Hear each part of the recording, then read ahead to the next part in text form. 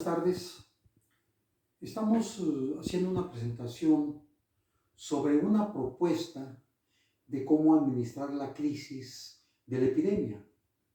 Hay algo que se llama teoría de la contingencia, que permite ayudar a resolver problemas cuando llega un tsunami.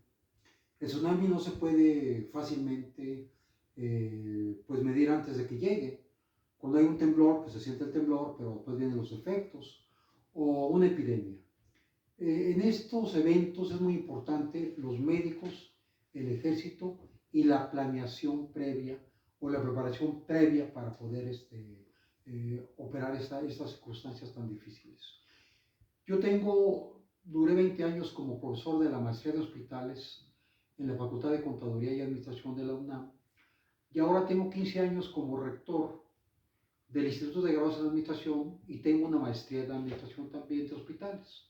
Ahí tengo 200 egresados que todos saben cómo prepararse para las contingencias y también saben cómo administrar pues el inventario, la planeación estratégica, todo lo que hace falta para que un médico pueda dirigir un hospital o pueda ser el director de los servicios públicos. Con base en esas experiencias y en algunos libros publicados, tengo 11 libros publicados, 5 de matemáticas, uno muy exitoso que fue de McGraw-Hill, sobre el cálculo diferencial integral, donde trae aplicaciones del conteo, uno de la teoría estadística, uno de álgebra aplicada a la mercadotecnia y a la administración, y bueno, y además otros libros sobre economía. Lo importante es cómo el país tiene que resolver esta dificultad. Primero, se puede vaticinar el comportamiento del número de muertos, el número de enfermos, pero todo depende del insumo, o sea, de los datos que llegan, ¿verdad? Si yo tengo el conteo de muertos día por día, hago una grafiquita, puedo predecir dentro de 4 o 5 días cuál es la tendencia de esos mexicanos muertos. Entonces, sí es predecible, pero la pregunta aquí es la siguiente. Chalchihuites, Zacatecas estará reportando el número de incidentes, de los sospechosos. ¿Qué sospechoso? No sabemos. Muertos sí sabemos, pero tampoco sabemos si los muertos están reportados o si hay un hospital que nos pueda decir. Bueno, así habrá muchos municipios y muchas comunidades que no tienen capacidad de reportar, que no tienen a veces centros de salud, entonces ¿cómo están reportando? Sin un conteo adecuado, no se puede hacer predicciones. Ahora, todas las gráficas que yo he visto en la televisión y en todas estas cosas son gráficas simultáneas. Aparecen 4 o 5 gráficas en las cuales hay confusión. No aparece la del número de muertos, no aparece la de los sospechosos durante los últimos 30 o 40 días. Sí era más confiable las gráficas españolas, las francesas, porque tiene más orden en el insumo informativo. Entonces, lo que yo quiero hacer y presentar es lo que he estudiado siempre, ¿verdad? Cómo diseñar un programa en la contingencia. Por ejemplo, si están llegando todos los días aviones de China con tapabocas, ¿a dónde llegan? Y si llegan, hay que distribuirlos. Y para distribuirlos pueden tardar más que el viaje de China a México. Para distribuir en todo el país 1 millón de tapabocas pueden tardar 15 o 20 días. Entonces, el problema no solamente es el inventario que se adquiere ahora.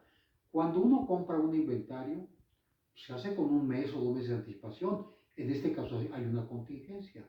Pero si estamos comprando 1 millón de tapabocas diarias y en 5 días tenemos 5 millones de tapabocas, ¿cómo vamos a distribuirlos? ¿En bicicleta? ¿En avión? ¿Tiene capacidad los centros de salud en los estados para distribuir? ¿Dónde se van a colocar?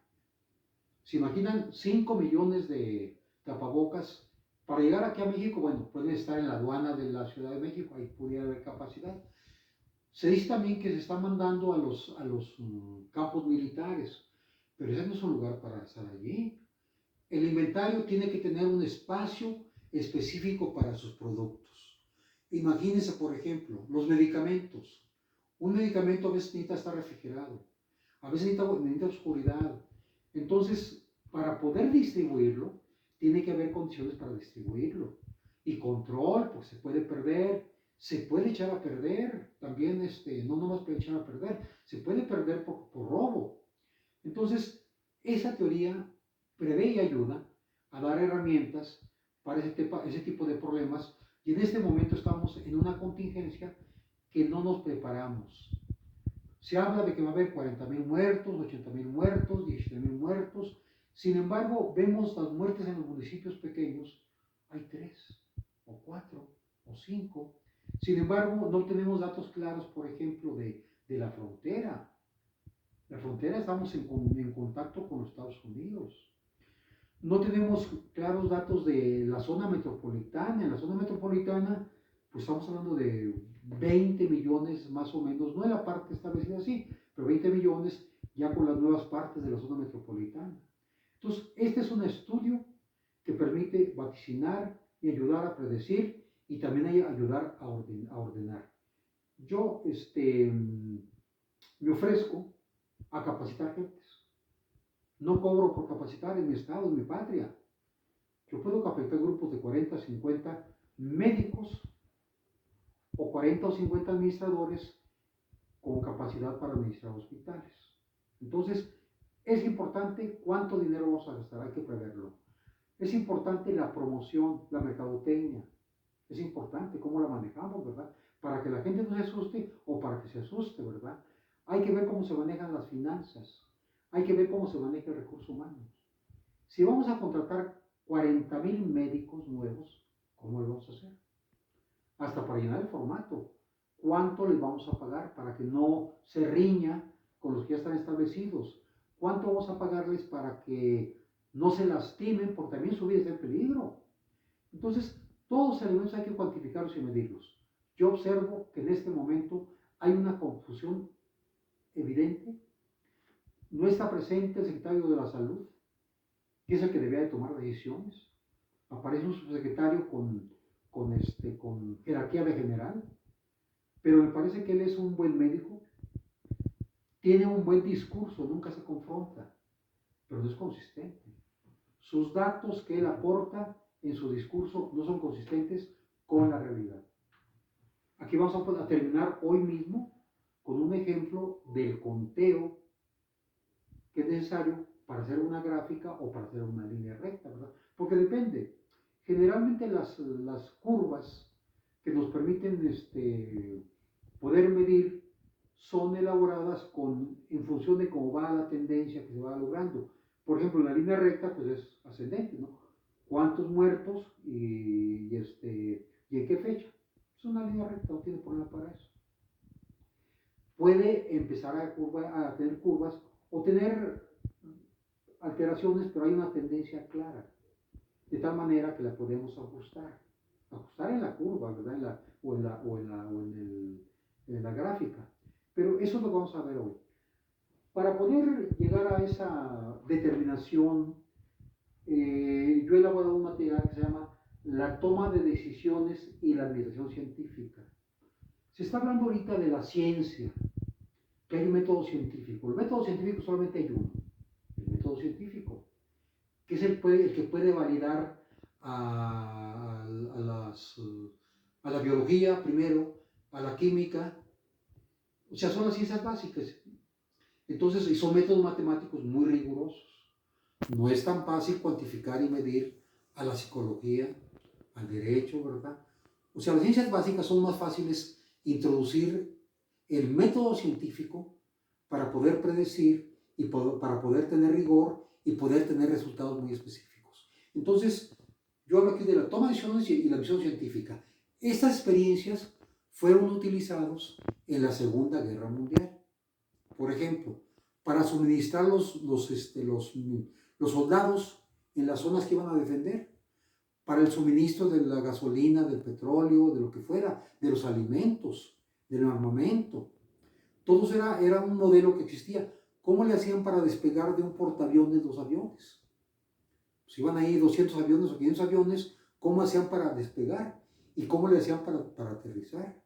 cómo le hacen en el aeropuerto para darle tiempo a un avión para que aterrice y cómo darle tiempo para que despegue.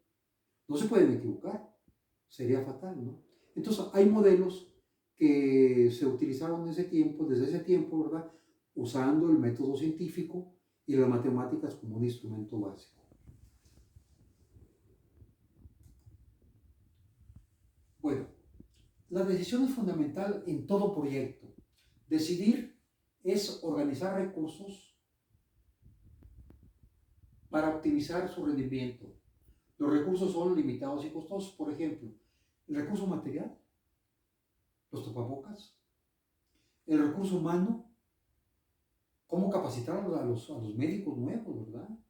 El recurso humano, el material, el financiero, ¿verdad? Pero siempre los recursos son limitados y costosos. O sea, cuando no hay problema de costos ni de limitaciones, pues no hay problema de decidir.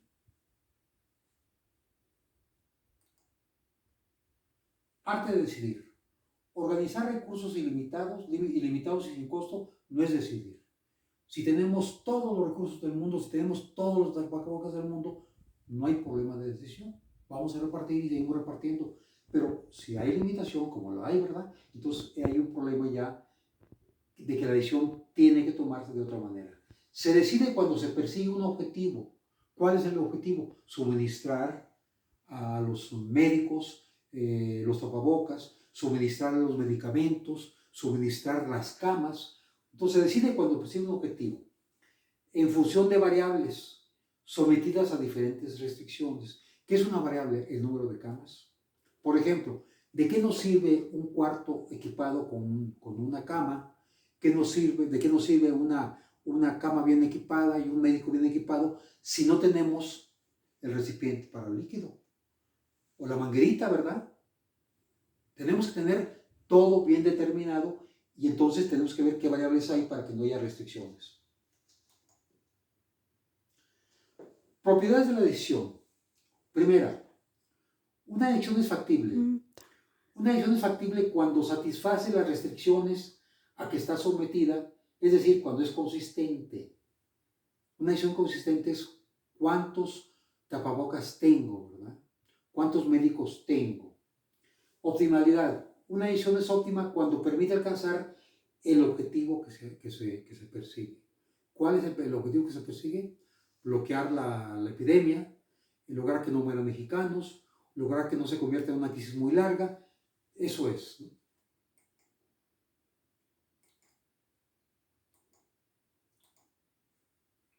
Ejemplo de una decisión. Una persona al salir de su casa, ve el clima y piensa que puede llover, tiene una gabardina, un paraguas y 4 alternativas de decisión. Entonces él tiene la primera. No llevar ni gabardina ni paraguas, se va a mojar. Llevar solamente gabardina, se va a mojar la cabeza. Llevar solamente paraguas, pues se va a mojar el cuerpo. Llevar tanto gabardina como paraguas. Entonces, esta es la decisión consistente, ¿no? Si tenemos la cama, si tenemos al médico, si tenemos los medicamentos, esa es una decisión consistente, ¿verdad? Pero si nos falta la cama, ¿dónde lo colocamos?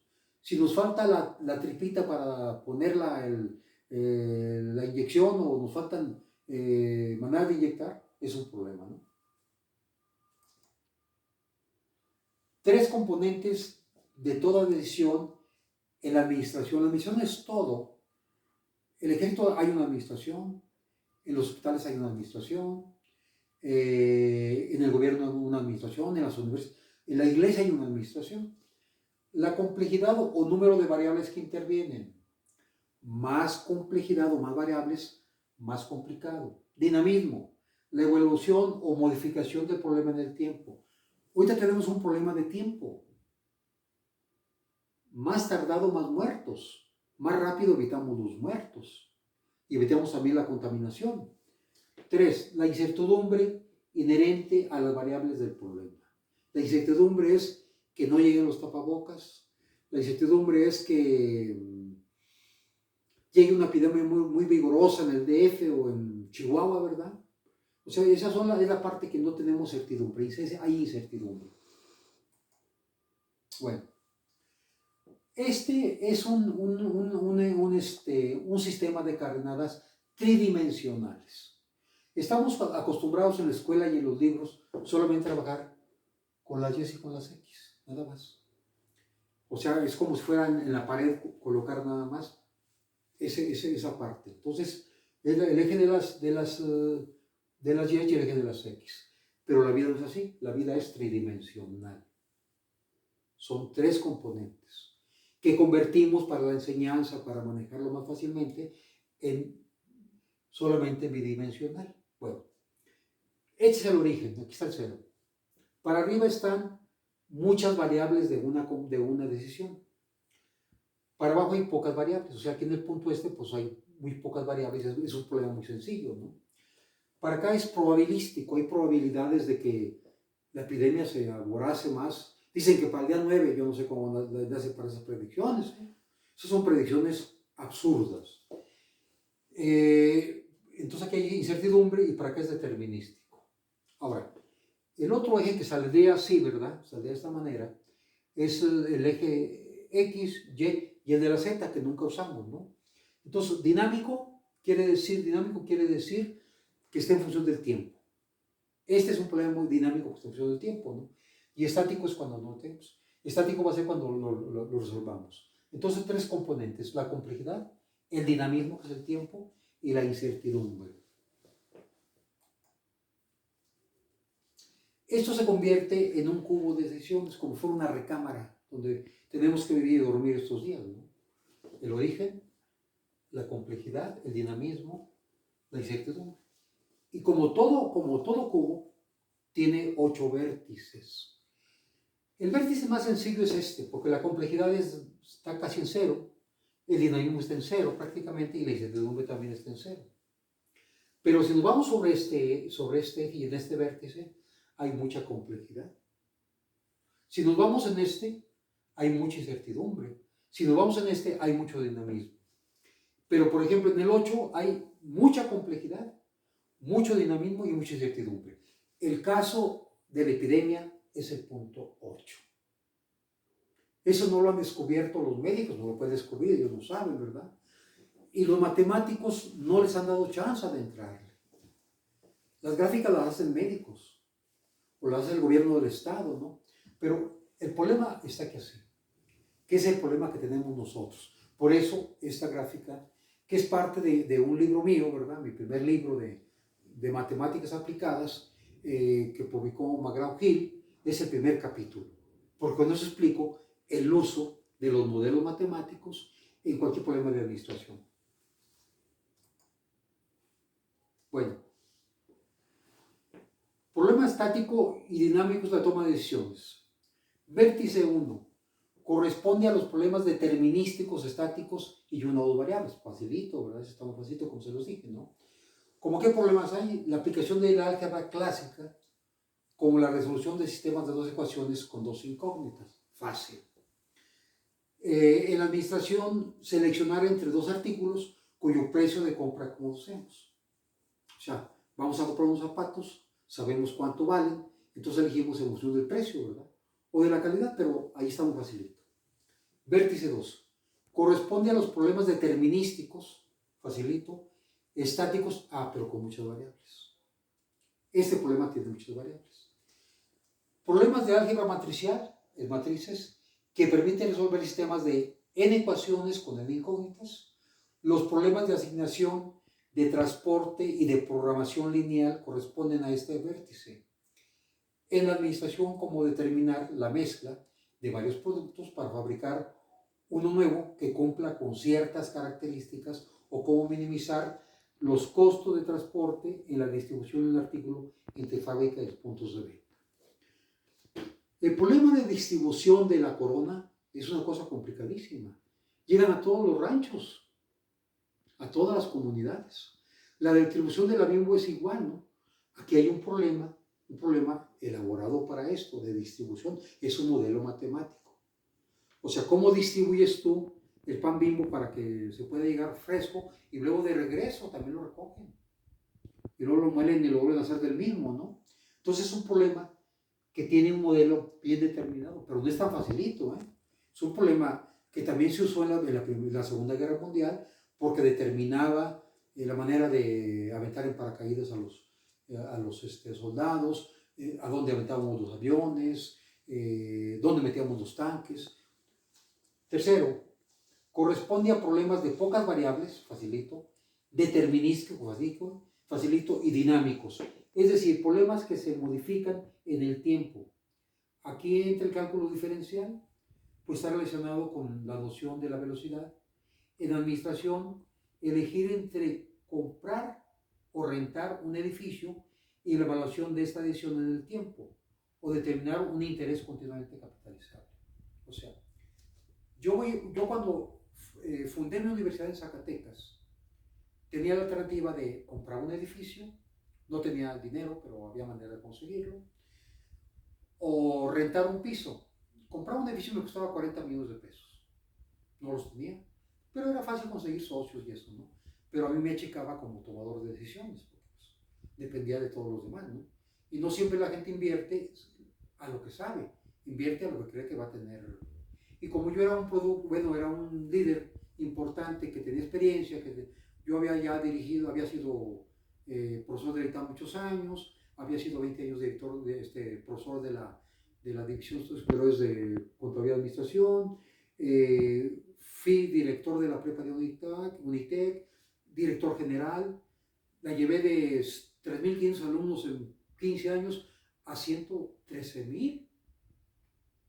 Entonces, era pues yo un agente con experiencia, pero el problema aquí era pues un problema donde había que comprar o rentar. 40 millones no los tenía. Y rentar me costaba 30. Si hubiera comprado y fracasaba, me hubiera quedado con mi edificio, hubiera tenido que rentarlo pues como departamentos para solteros, ¿no? Pero yo sabía que no iba a fracasar, pero de cualquier manera había ese riesgo, ¿no? Entonces solamente invertí, desde luego fue exitoso el proyecto, ¿verdad? Y salimos bien, ¿verdad? Pero ese es un problema difícil, o sea, decidir, ¿verdad? Porque ahí está en mucho juego muchas cosas, cambian los precios, hay riesgos, no consiguen el dinero, o consiguen una parte y luego no tienen la otra. Adelante, ¿no? Bueno, voy a irme al vértice último, voy a dejar esos pendientes, aunque esta parte la vamos a mandar, para que la tengan, ¿no? Vértice 6. Corresponde a problemas de muchas variables, complicado, probabilístico, hay mucha probabilidad de que fracasemos o que fallemos, ¿no? Y estático. Se puede considerar en este vértice problemas de inventarios. O sea, el país no tiene inventarios. ¿Cómo está la crisis y no tenemos tapabocas? Protestas todos los días en las calles por los tapabocas y luego llegaron unos cubretodos, pero que eran como de chicle. Entonces, el problema aquí es un problema muy, muy grave, ¿no? Entonces, el problema de inventarios es muy complicado.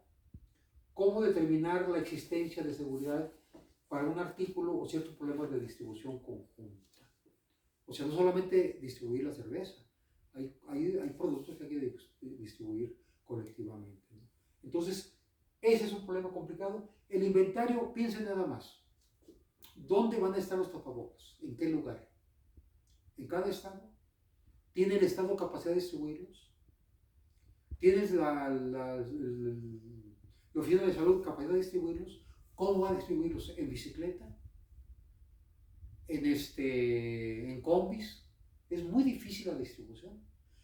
¿Se los pueden robar? Sí. ¿Se pueden infectar? Claro que se pueden infectar. Entonces, el problema alimentario es un problema muy complicado. Muy complicado. Piensen, por ejemplo, ¿qué pasa con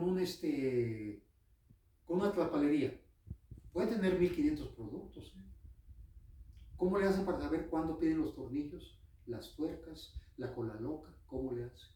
Bueno, por la experiencia de los negocios viejos, ¿no?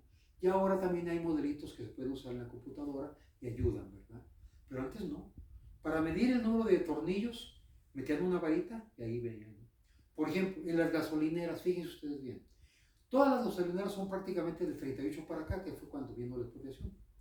Entonces son depósitos subterráneos bombas viejas, le pueden dar medio litro y parece un litro, pero ¿cómo le hacían para medir el inventario de la gasolina? Todavía tienen, hay que verlo a veces. Tienen un palo, una regla, se mete, ve una numeración de 4, 5 metros, 6 metros, ¿verdad? La sacan y entonces dicen, es el momento de pedir. O sea, el momento de pedir el reemplazo de la gasolina no es al día siguiente, no es cuando se acabe, es cuando tengamos el tiempo de pedirla, de pagarla, que nos la confirmen, de que llegue y que no falle. Si falla la gasolina, ya nos pasó al inicio de este gobierno, ¿verdad? Nos quedamos sin gasolina. Entonces, este problema es muy importante. Sígale. Bueno, vamos a brincarnos al 8, que es el problema más complicado, es el que estamos viviendo. Corresponde a problemas con muchas variables, muy dinámicos y con incertidumbre. Dinámicos es que cada día se muere la gente.